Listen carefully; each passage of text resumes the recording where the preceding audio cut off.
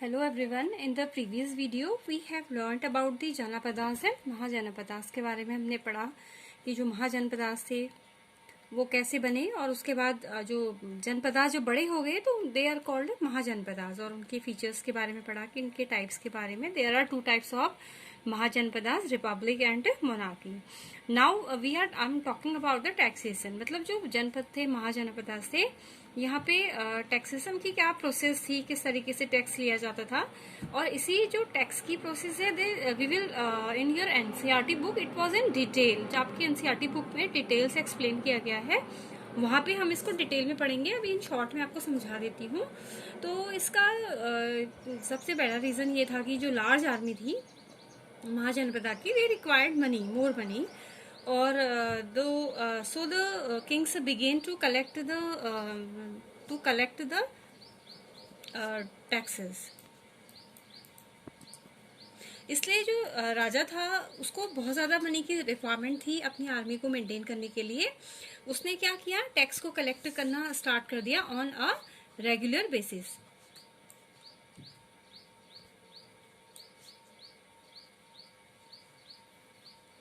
Regular basis पे उसने tax collect करना स्टार्ट कर दिया.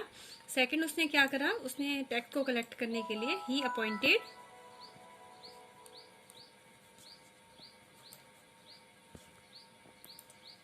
उसने ऑफिसर अपॉइंट किए टू कलेक्ट द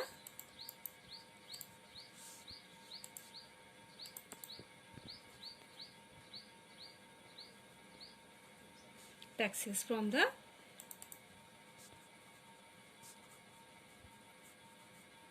पीपल. लोगों से टैक्स कलेक्ट करने के लिए उसने क्या किया, अपने जो ऑफिसर थे उनको अपॉइंट कर दिया. Now trade. ट्रेड का क्या प्रोसीजर था उस पे, जो ट्रेड था गॉट अ बूस्ट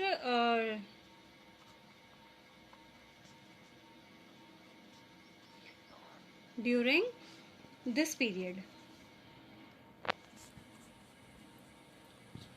इस पीरियड में जो ट्रेड था उसको बहुत ज्यादा बढ़ावा मिला और उसका सबसे बड़ा रीजन था due to the introduction of money. Due to the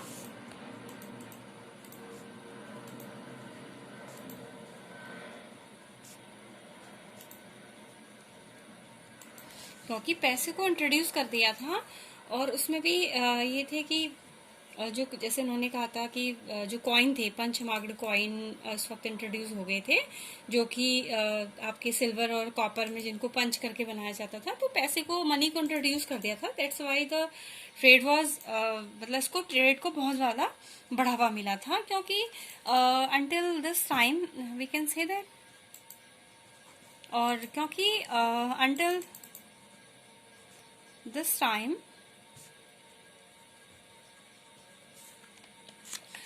trade had been carried. जो ट्रेड चलाया जाता था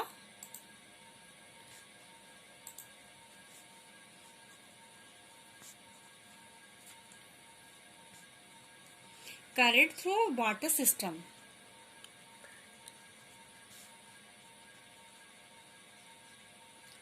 बार्टर सिस्टम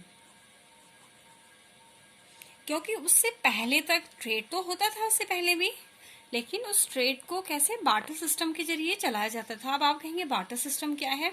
बार्टर सिस्टम ये है, अगर आप अपने ग्रैंड पेरेंट्स से if you are talking about the barter system to your parents, so they will tell you. Okay, आप लोगों के रीजन में भी जो सामान के बदले सामान को एक्सचेंज किया जाता था.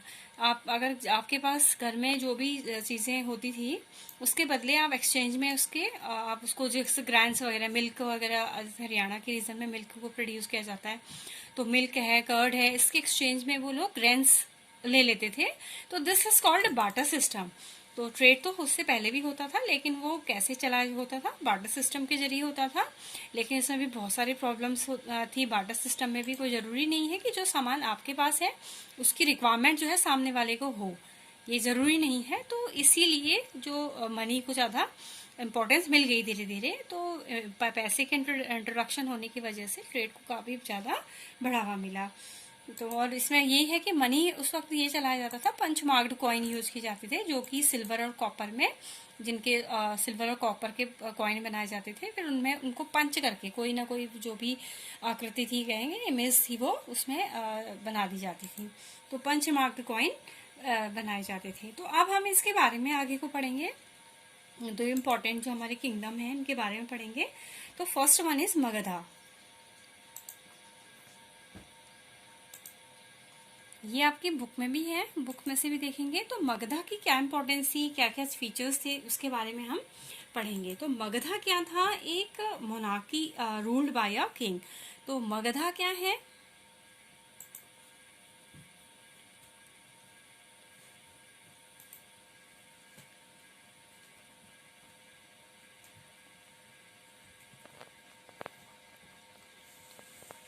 Magadha was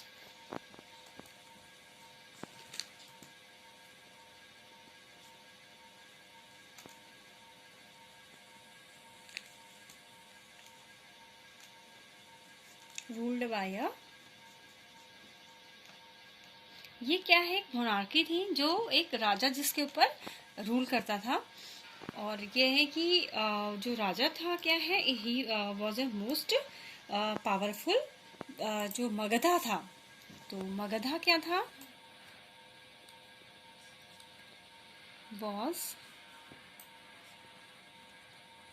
most powerful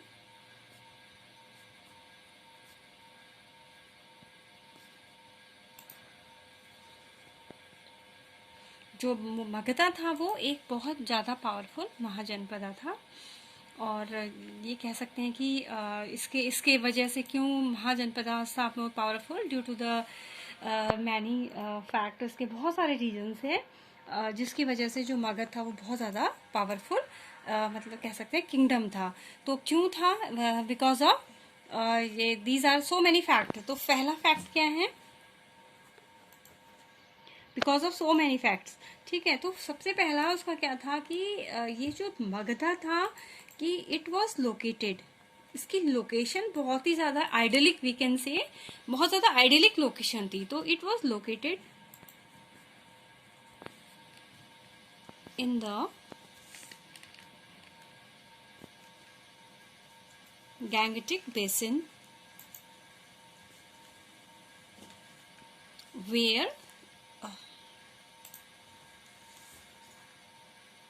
where the soil was very fertile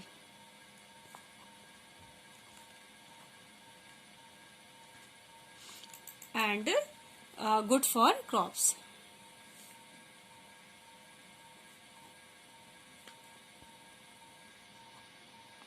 Magadha के बारे में इम्पोर्टेंट ये था कि इसकी लोकेशन बहुत आइडियलिक थी।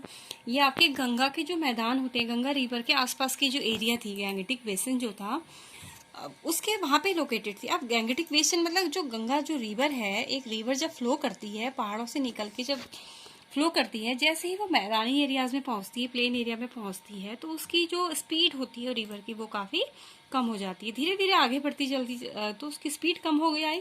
जैसे ही रिवर की स्पीड कम होती है तो अपने साथ जितना भी मटेरियल वो लेके आ रही है, तो उसको वो क्या करती है, अपनी साइड में डिपॉजिट करती चली जाती है, साइड बाय साइड में वो डिपॉजिट करती चली जाती है। इसी वजह से जो उसके वो जो मैदान बनते चले जाते हैं, और काफ़ी लंबे टाइम के बाद वो बहुत बड़े बड़े एरिया मतलब वैलीज बन जाती हैं, और एक उसमें कहते हैं फर्टाइल रीजन में कन्वर्ट हो जाती है। तो गंगा के जो मैदान हैं वो बहुत ज़्यादा फर्टाइल हैं, तो और वो फर्टाइल हैं जहाँ पे, और क्रॉप्स भी बहुत अच्छी क्रॉप्स होती है। सबसे पहले उसकी इम्पोर्टेंस जो वो पावरफुल था, तो सबसे पहला मेन रीजन इसका यही है। तो सेकंड रीजन इसका क्या था, जो यहाँ पे रहने वाले लोग थे उनको जो लैंड टैक्स देना पड़ता था वॉज वेरी हाई, जो जमीन पे टैक्स मिलता था वो बहुत ज्यादा था। और इसकी वजह से क्या था कि जो राजा थे वहां पे, जो भी रूल करते थे, उनको लार्ज इनकम होती थी फॉर द किंगडम। तो so it provide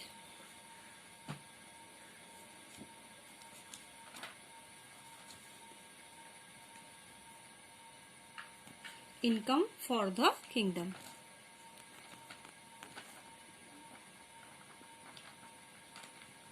clear.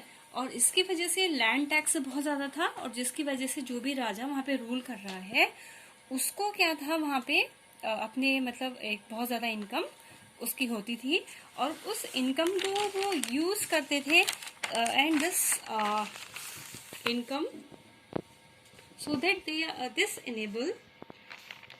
Next इसका पॉइंट है this enable the Kings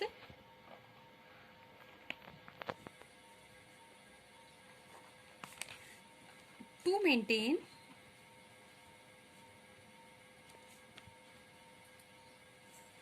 a large army। Clear. और जो इनकम उनको हो रही है, टैक्स जो कलेक्ट कर रहे हैं जिससे उनको इनकम हो रही है, उसकी वजह से उनको जो उनके पास बड़ी बड़ी आर्मी थी उसको मेंटेन वो कर सकते थे, उसकी जरूरतों को वो पूरा कर सकते थे। ये उनके रीजन थे। नेक्स्ट उनका रीजन क्या था कि जो आपका मगधा की इम्पोर्टेंस क्या थी, क्यों थी, उसका नेक्स्ट रीजन ये था कि जो वहां के फॉरेस्ट थे, जो फॉरेस्ट थे, they provide it with timber. वो उनको टिम्बर प्रोवाइड, जो जंगल थे वहां से मगध के राजा को या लोगों को क्या मिलता था, टिम्बर। टिम्बर मतलब इमारती लकड़ी होती है जिससे फर्नीचर बनाए जाते हैं। एंड एलिफेंट, उनको क्या प्रोवाइड होता था जंगलों से, टिम्बर और एलिफेंट प्रोवाइड होता था। जो टिम्बर है उसको यूज किया जाता था टू बिल्ड हाउसेज हो गया, फोर्ट हो गया, चैरियट्स हो गया, उसको लकड़ी को मतलब बनाने के लिए यूज किया जाता था। जबकि जो एलिफेंट थे, तो elephant were used in army. जो एलिफेंट थे उनको वो लोग आर्मी में यूज करते थे अपनी, चाहे वो मिलिट्री कैंपेन चलाने के लिए हो, तो आर्मी युद्ध अभ्यास करना हो, उन सब चीजों के लिए एलिफेंट का यूज किया जाता था। और इसका नेक्स्ट है जो मगधा था, it was protected by the nature. It was also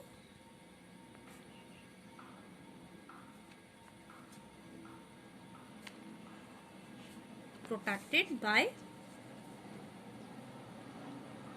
nature. Nature से भी इसको प्रोटेक्ट किया जाता था। क्यों, जो आपकी ओल्ड कैपिटल है, जो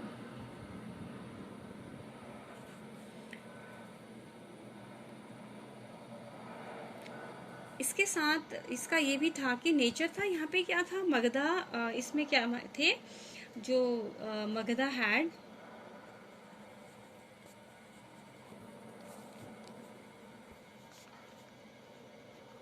लार्ज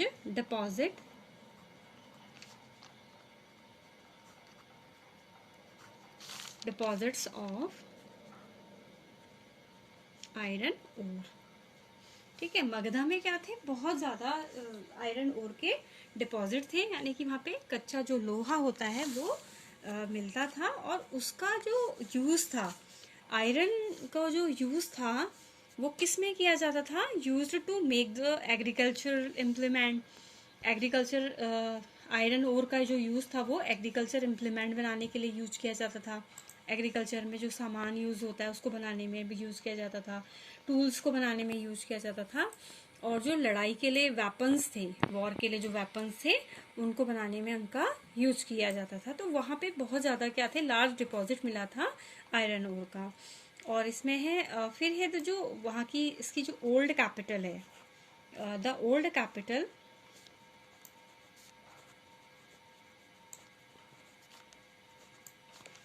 कैपिटल आपकी थी राजगृह, राजा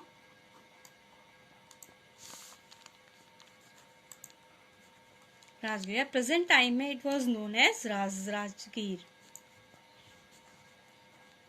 प्रेजेंट टाइम में इसको राजगीर के नाम से जाना जाता है। तो it was surrounded by the hills. It was surrounded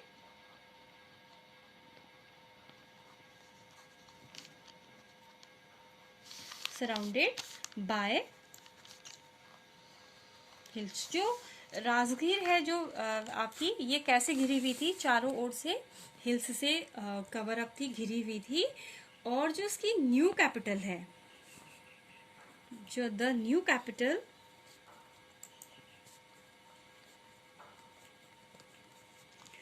जो कि क्या है, पाटलिपुत्रा।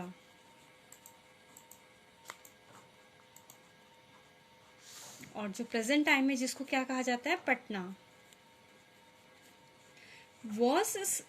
इट वॉज सिचुएटेड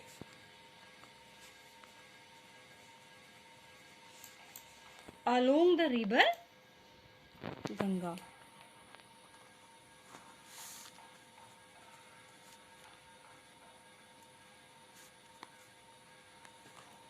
जो कि कहाँ पे सिचुएटेड है, गंगा रिवर के किनारे आपके सिचुएटेड है।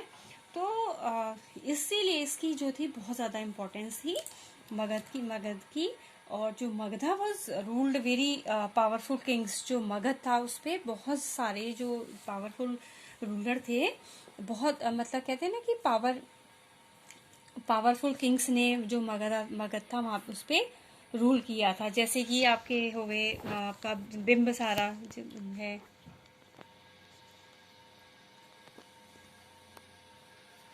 ठीक है, Ajatashatru,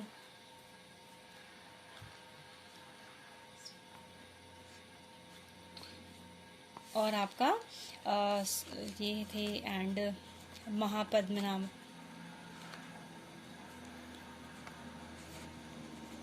महापद्मनानंदा।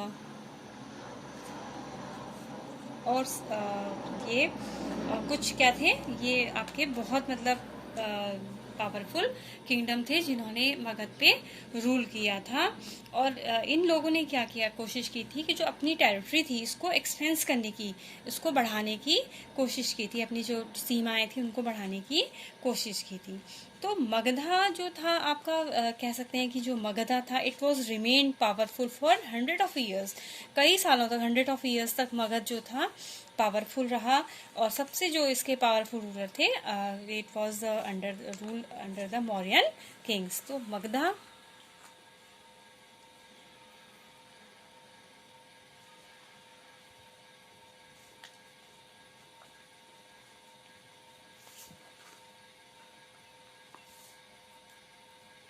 powerful for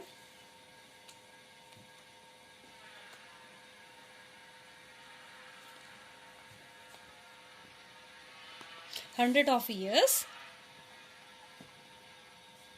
under the rule of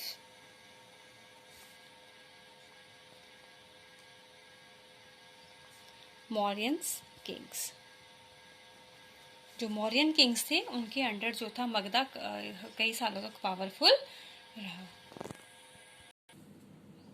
now Magadha के बारे में आपने पढ़ लिया, आप एक दूसरे हम के बारे में पढ़ेंगे, वज्जी।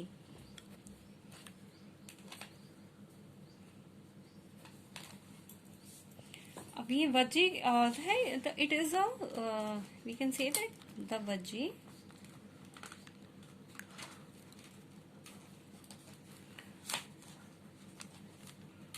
वर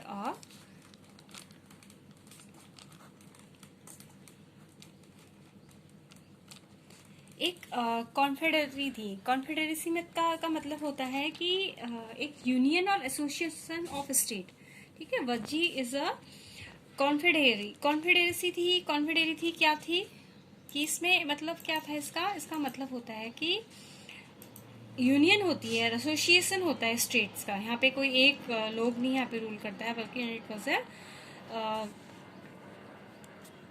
of many clan of whom the Lichasvi were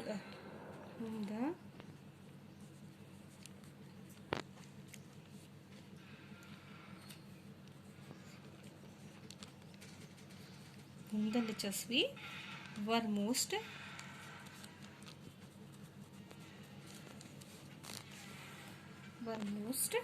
powerful, ठीक है। वज्जी क्या था, एक कॉन्फेडरेसी थी। कॉन्फेडरेसी का मतलब होता है कि यूनियन और एसोसिएशन ऑफ स्टेट। और जिसमें मतलब ये क्या था, बहुत सारे क्लैंस थे, उनका एक ग्रुप था, और जिसमें जो लिचस्वी था वो सबसे ज्यादा पावरफुल किंगडम था। और जो द कैपिटल थी, जो लिचस्वी की जो कैपिटल थी, इसकी कैपिटल कहाँ थी, सॉरी, तो जो आपके वज्जी गणराज्य संघ था, their capital was Vaishali. Vaishali in present day Bihar, in जो कि प्रेजेंट डे हमारा कहाँ पे है, बिहार में है। इसकी कैप जो वज्जी आपका कॉन्फेडरेसी थी, उसका जो कैपिटल था, it was in Vaishali which is present day in Bihar. और जो लिचस्वी के बारे में हमने पहले भी मैंने इसी चैप्टर में भी थोड़ी देर पहले वीडियो में बता रखा है कि इट वाज अ रिपब्लिक। वो जो आपका महाजनपद था, एक रिपब्लिक महाजनपद था, जहाँ पे that was ruled by the group of people and they are elected by the common people। यहाँ पे कोई पर्टिकुलर राजा नहीं था, इसको ग्रुप लोगों का ग्रुप चलाता था, ठीक है। तो इसमें नेक्स्ट इसका हम पॉइंट लिखेंगे कि they were not ruled by the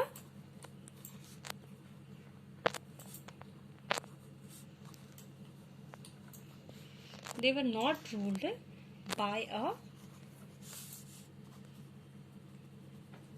king. इसमें कोई पर्टिकुलर राजा नहीं था रूल करता था।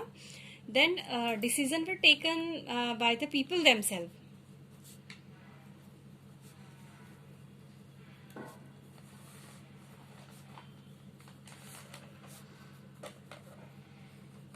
Taken by the people themselves,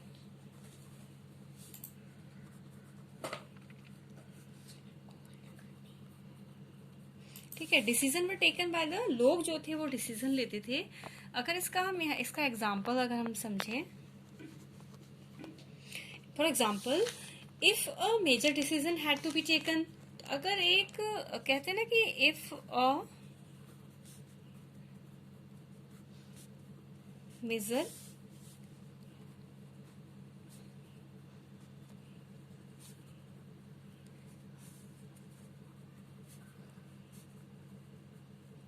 अगर एक मेजर डिसीजन लेना है तो द पीपल गैदर्ड, तो क्या था कि टेकन द पीपल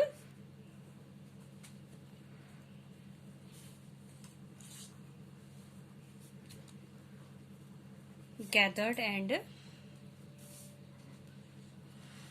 discuss